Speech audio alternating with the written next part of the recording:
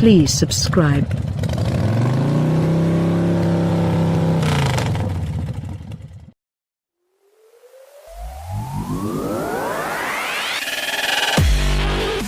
The association between GMC and its highfalutin Denali sub-brand is stronger than ever, with every model in the lineup currently offering a leather-clad, chrome-heavy top trim level with a price tag to match. We tested a new, fully loaded GMC Acadia Denali that rang in at nearly $53,000, which is beyond the starting price of luxury brand crossovers such as the Volvo XC90 and the Audi Q7. While this surely is working out well for GMC profit margins, not everyone can afford to plunk down that kind of cash on an SUV or a truck. So let us present this significantly cheaper Acadia SLT, the next step down the pecking order from Denali, with front-wheel drive, far fewer options, and significantly less flashy trim inside and out. It's stickered at a far less ambitious $40,765. Less is more? For that price, you get the same 310 horsepower 3.6-liter V6 and 6-speed automatic transmission as the Denali. A 2.5-liter inline-4 is available in lower trims for those with even tighter budgets, but it can struggle to move the GMC's bulk, the Acadia SLT's second-row bench seat, as opposed to the Denali's no-cost option captain's chairs, increases seating capacity to 7. And, without a panoramic glass sunroof, all-wheel drive, and some of the fancier features, this SLT weighed 270 pounds less than the Denali we tested earlier. It didn't lose the exceptionally thick D-pillars that impede rearward visibility, but at least blind spot monitoring comes standard on the SLT. Despite the lower mass, the SLT couldn't top the Denali's performance at the track, largely due to traction limitations, but it still turned in competitive performance numbers.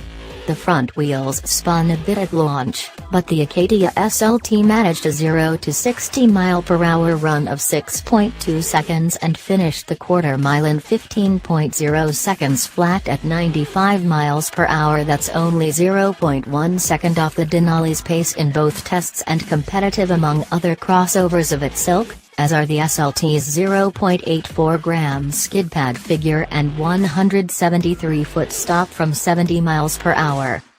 The V6 feels strong in everyday driving, and the smooth transmission rarely fumbles requests for more acceleration.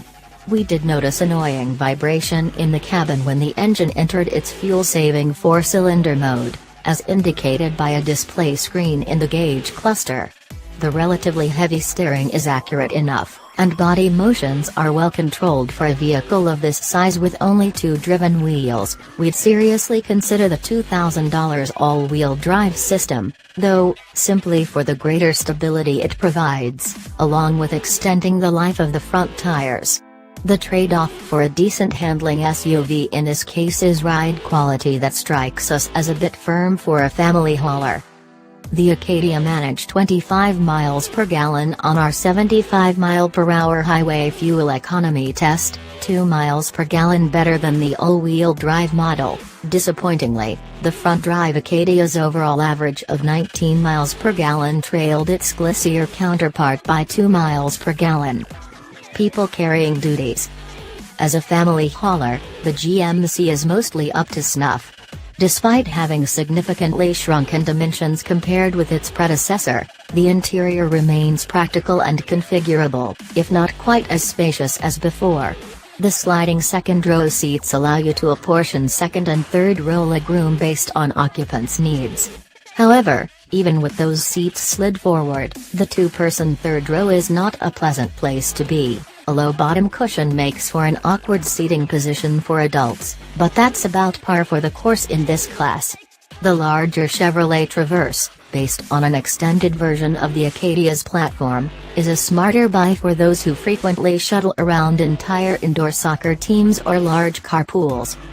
There's a notable degradation in cabin ambience between trim levels, where the Denali has real wood trim and piping for the seats. This more plebeian version makes do with lots of black plastic and drab-looking upholstery. build quality isn't up to class leaders such as the Honda Pilot and the Mazda CX-9, as a few of the GMC's rough moldings and imperfect panel fits don't really pass muster in a $40,000 vehicle. The Acadia makes up for those shortcomings in terms of usability. The central touchscreen is simple and straightforward to use, something that can't be said of the Hondas, and climate controls and the like are well laid out, being easy to find and to reach. Although not as swanky as the Acadia Denali, the one-step-down SLT ends up making far more sense. The Denali's luxury price raises expectations to the point where it fails to make an impression against crossovers that are decidedly more premium. Aiming a little lower, this cheaper version of the Acadia can't be called a standout, but it warrants consideration in a field where character matters less than utility and competitive content for the dollar.